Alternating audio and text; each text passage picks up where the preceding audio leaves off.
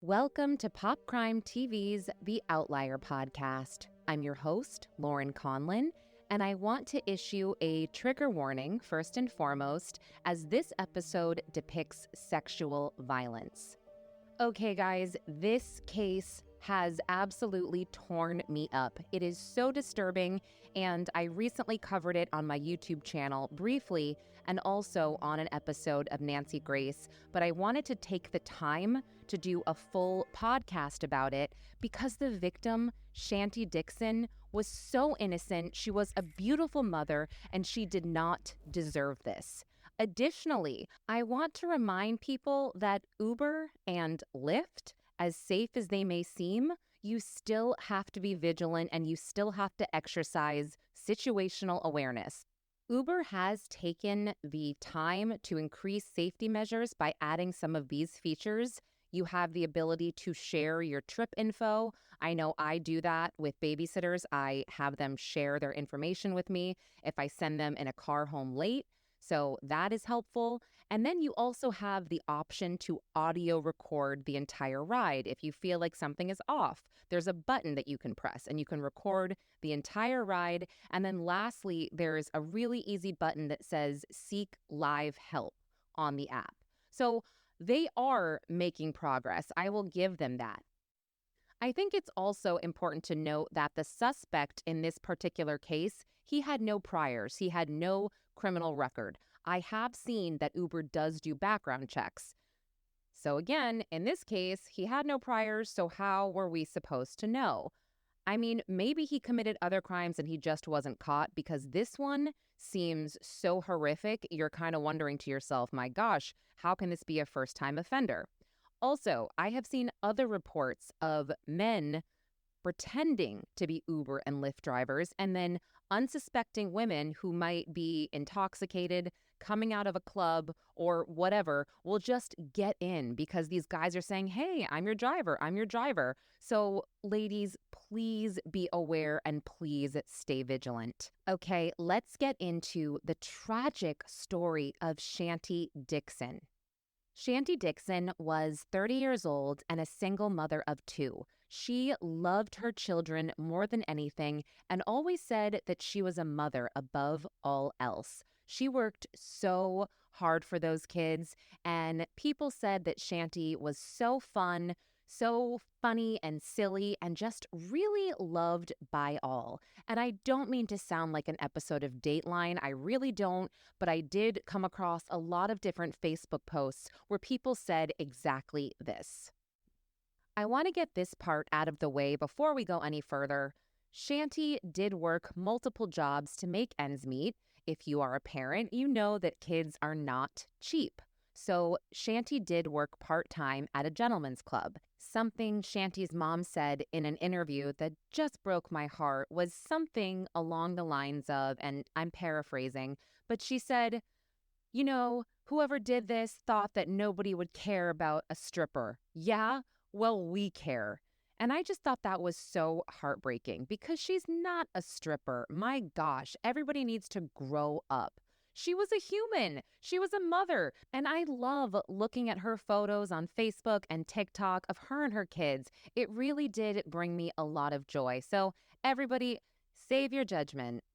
In the early morning hours on September 8th in Indianapolis, Indiana, Chanti Dixon was just getting off work and she ordered an Uber for herself around 3:30 a.m. She told her driver that she had to make one stop on Washington Street, and in Indianapolis, Washington Street is a really busy street. There's lots of bars, restaurants, arcades, a lot going on. I'm not exactly sure what the quick stop on Washington Street was for, but what I do know is that Chanti's trip showed as successfully ending around 4 a.m. at her house, and the driver was given a $5 tip. But strangely enough, Chanti never made it home. She appeared to be missing. Her mother, Risa, and her kids were worried. So Risa got Chanti's Apple Watch, which was still in her bedroom or somewhere in the house plugged in, and she was able to use the Find My Phone app to locate Chanti's phone. Risa was able to track her daughter's phone to about 2 blocks away to a wooded area, and there appeared to be some kind of dumpster or concrete, and this is something that no mother should ever have to experience, ever. And I cannot imagine what Risa went through, but when she walked around past the concrete, she saw her daughter's body. It was face down, naked, almost just crumpled, just lying there with a sweatshirt over her head. Risa realized it was her daughter Chanti, and she began screaming, and she called law enforcement. Law enforcement arrived on the scene, and their canines were able to locate Chanti's phone and her things a few yards away. They also found a green romper with the straps ripped off right around Chanti's body. So immediately, law enforcement unlocks Chanti's phone because her mother knew her password, and they begin to see her digital footprint, which shows the last activity on her phone was an Uber ride that she ordered. They opened the app, and if you are familiar with the Uber app, there's not really that much available about the driver, just their first name and the dummy number that you can call through Uber. But what we do know that the Uber app has is a license plate. So law enforcement gets the license plate and figures out who the car is registered to, and they head over to that address. From there, they're greeted by 29-year-old Francisco Valadez, who lives with his mother, and the car was actually registered to his mother. So police show him a picture of Chanti, and they ask him, "Did you drive this woman?" And he first says, "Yeah, I drove her. There was no issue. What's going on?" Well, police officers tell him, Chanti was found dead this morning. And from here, this is where Francisco Valadez appears to make up several different stories. So what I'm going to do is read directly from the arrest affidavit for probable cause, because there is a lot here, and I realize I haven't told you Chanti's manner of death yet. I will get there, but it's just important that I read this part so it's accurate and you can see the scope of lies and what Francisco Valadez went through to try and save his own ass. And as a reminder, Francisco Valadez, although admitting to the crime eventually, he has still only been arrested. He has not yet been convicted. And when I read some of this affidavit, you may hear me insert my own comments. I promise you'll know when it's me and you'll know when I'm reading. Quote, State of Indiana, County of Marion, Detective Larry Krasino affirms that on Monday, September 9th, 2024, officers with IMPD Southeast District were called to 1800 Wagner for a body found at a dead end. Officers arrived and located the female. She was pronounced deceased at 1:10 p.m. The female was naked with a sweatshirt pulled up over her head and arms lying on her stomach. Homicide was requested to the scene. Detective Krasino spoke to RD, who we now know as Risa, who stated that the female that was found was her daughter, Chanti Dixon. RD stated that her daughter had been missing since early Sunday morning, September 8th, 2024. RD said that her daughter got off work around 3:30 a.m. at the Sunset Strip, that's the gentleman's club, and took an Uber to get home. No one had talked to her since. RD had reported her daughter missing at around 9:53 a.m. on September 9th under case number IP2400857060. RD went on to say that they found her daughter when they found her Apple Watch in her apartment and then used the Find My iPhone function. The application showed that her daughter's cell phone was north of the apartment in a wooded area. Once the family walked down towards the area, they located the victim. There were security cameras located in the area, and Officer Tony Borello responded to the scene to start the process of collecting video. There was video eventually obtained from the apartment complex, but nothing appeared to be of evidentiary value. Crime scene specialist Blake Watson responded to the scene to process evidence. During the processing phase, there were items collected. There was a pair of blue latex gloves located south of the victim, an orange BB sandal also located south of the victim. The sandal appeared to be in a path that looked like the victim was drugged through. Next to the victim was a black backpack, another orange sandal, and a green one-piece romper. Detective Krasno observed that the straps of the romper that would go over the shoulders when worn were ripped. There was no wallet or cell phone immediately found near the victim. Detective Krasno contacted Canine Officer Chris Wench with Indianapolis Metropolitan Police Department to respond to the scene. Officer Wench runs a canine unit that specializes in locating technology items such as cell phones. When Officer Wench arrived on scene, he and his canine partner began an area search south of where the victim was located. Within minutes, the canine located 2 cell phones that appeared to have been thrown into a wooded area near the victim. Also located in proximity of the cell phones was a tan wristlet wallet. Those items were documented by CSU Watson and collected. The cell phones were fingerprinted and swabbed for DNA at the scene and then turned over to Detective Krasno. The wallet was collected and then sent to the crime lab for further testing. Chanti Dixon later confirmed that the cell phones found belonged to the victim, her daughter. She also provided the lock codes to both phones, which was blank, blank, blank, blank. Both phones were Apple iPhones. Once the scene was processed for evidence, Coroner Callista Hurtner responded to the scene. During a preliminary field exam performed by Coroner Hurtner, there was a single suspected gunshot wound found to the left temple area of the victim. The victim was observed to be lying on her stomach, nude except for a black sweatshirt that was pulled up over her head with her arms extending above her head and her arms still in the sweatshirt. The victim was transported to the Marion County Coroner's Office for further examination. Chanti Dixon died from a bullet wound to the temple. Once back at the homicide office, Detective Krasno found that Chanti ordered an Uber on September 8th at 3:30 a.m. at 2320 West 16th Street. She took the Uber to Washington Street at 3:57 a.m. and then left in the same Uber and went to blank, blank, blank, blank. The Uber ride showed completed at 4:05 a.m. and there was a $5 tip given to the driver over the Uber app. The final stop, which was blank, blank, blank, blank, was the victim's home address. The Uber driver was further identified as Francisco Valadez.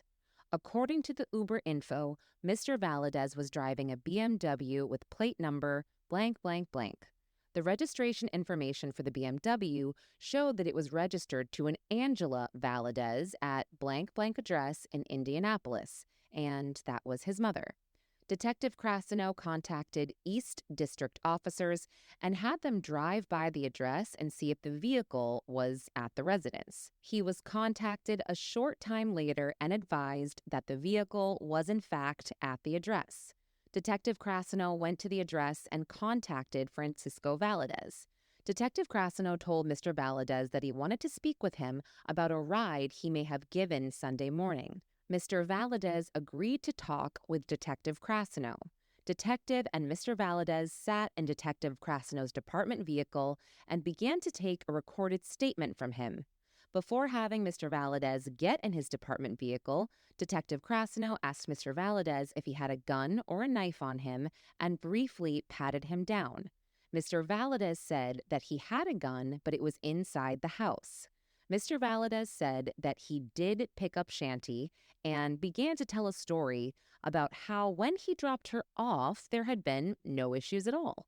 He said he had dropped her off at the intersection of Prospect and Earhart Street. Mr. Valadez then made a comment that he had called a non-emergency number, and when asked why he did that, he said because when he dropped her off and was driving away, he heard a gunshot. This call was made around 5:30 a.m. after Mr. Valadez got home. Mr. Valadez then added to the story saying, actually, a black man came up to the car while he was dropping her off and tried to rob her and then shot her in the thigh. He said that she then threw herself out of the car and he drove off. Detective Krasino asked if there was still blood in the car, and he stated that he had already cleaned it up. Detective Krasino stopped the interview and transported Mr. Valadez to the homicide office for a full interview. After Detective Krasino left with Mr. Valadez, his mother approached the uniform officers outside and said that she was aware of the person that had been shot in her son's car and that some of what he cleaned out of the car was still in the house. Detective Krasino obtained a warrant for the house, and Detective Ronald Clayton worked with the crime lab in processing the items that were found at the house. Detective Krasino took Mr. Valadez to the homicide office for an interview where Detective Krasino and Lieutenant Eli McAllister attempted to interview him. Prior to starting the interview, Detective Krasino read a written waiver of rights to Mr. Valadez, to which Mr. Valadez signed and agreed to speak with detectives. Mr. Valadez told two different stories as to what happened with Miss Dixon. Mr. Valadez first claimed that when he got to the intersection of Prospect and Earhart, a black man approached the car and tried to rob the victim. He said that the suspect came up to the passenger side rear window and stuck a black gun into the car, pointing it at the victim, telling her to give him all of her stuff. The victim, Ms. Dixon, told the suspect no, that she works hard for her stuff and she was not giving him anything. According to Mr. Valadez, the suspect then shot Ms. Dixon in the leg. He said that Miss Dixon then threw herself out of the passenger side car and he drove off. He went into detail about how he looked in the mirror and saw blood coming from her leg as she was getting out. When pressed on certain details, like the fact that Ms. Dixon was not shot in the leg, he then changed his story and said that the unknown suspect had shot her in the head and killed her.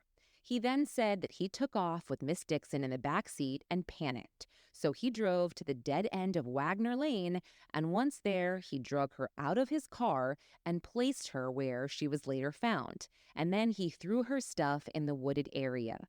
When asked about cleaning his car afterwards, Mr. Valadez claimed that after he called the non-emergency line and no officers ended up coming to his house, he decided to clean the blood out of his car. Yeah, okay.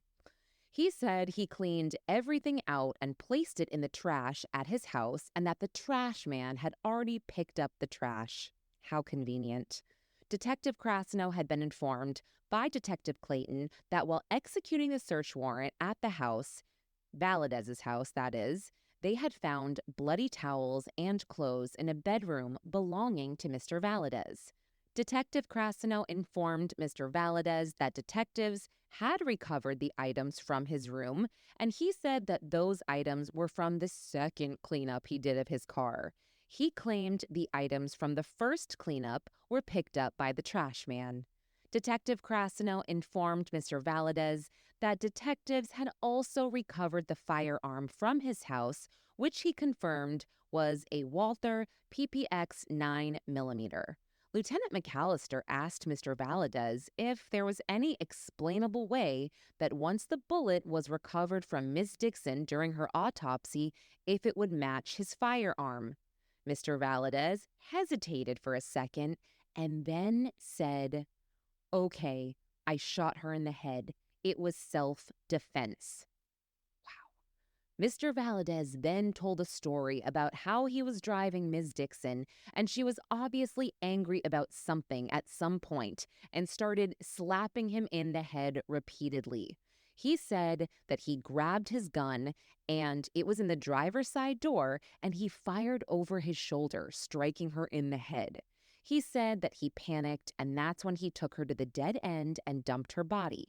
He made a point to say that she had her clothes on, and whatever happened to her after he dumped her, he knew nothing about.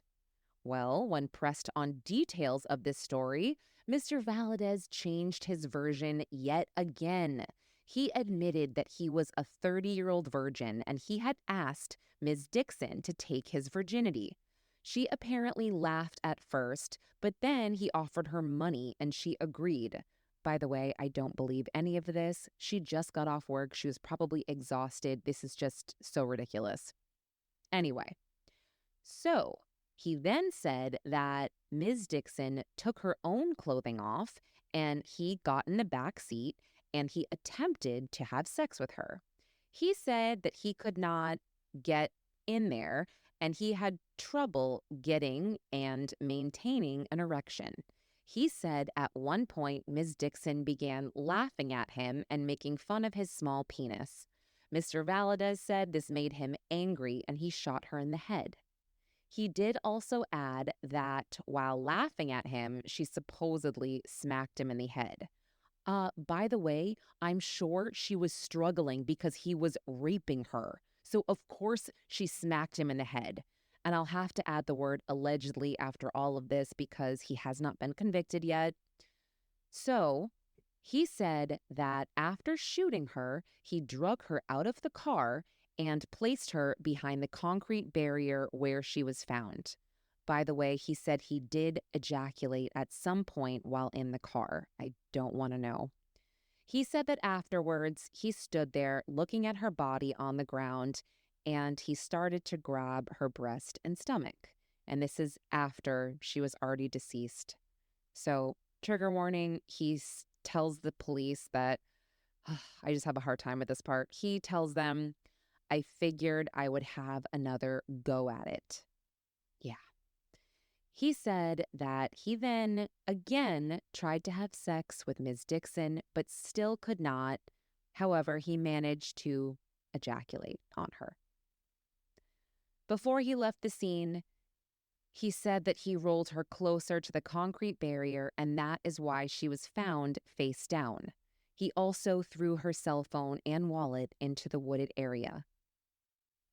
On September 10th, 2024, Detective Steve Gray attended the autopsy of Miss Dixon.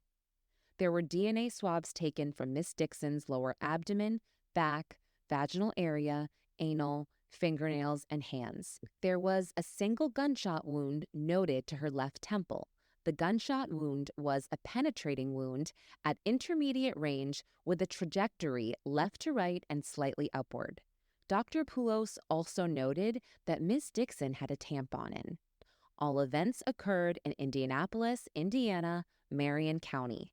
End quote. Wow. Just wow. I have no words, and I apologize for the graphic detail. However, I think it's important to note the heinousness of this crime, and Indiana does have the death penalty. So, Francisco Valadez could face capital punishment. And look, I don't want to play God, but that act and what he did and the way he just discarded a human life is repulsive, it's sickening, it's tragic, and he belongs behind bars forever. And that's if he's not sentenced to death. So much of his story does not make sense to me. Think about it, you guys. Chanti was exhausted. She was coming off of work. I'm sure she was like, yeah, sure, I'll have sex with you. I also have my period. No big deal. I mean, what? What is wrong with this guy? And again, I'm speculating that he was lying about much of this because he did tell so many lies. And I do have to be careful because, again, this case has not yet been adjudicated, but I was reading off of the affidavit for probable cause. In conclusion, I want to reiterate that everybody should exercise situational awareness when it comes to Uber, Lyft, and other ride shares. This is a tragic thing that happened, and it should not happen to other women, but unfortunately, it won't be the last time.